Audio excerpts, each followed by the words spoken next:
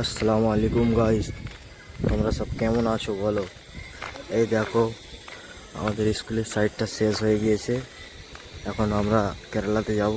দেখো পাহাড় সামনে, দেখো এইগুলাতে আমরা থাকি। রুম, টিঙের কলোনি।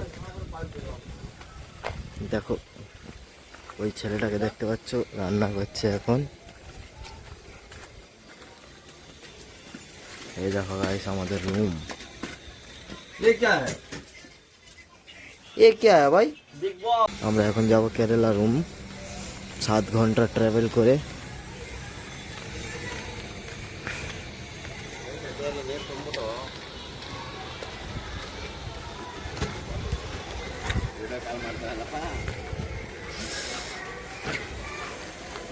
দেখো আমরা কত বড় স্কুলে কাজ করেছি।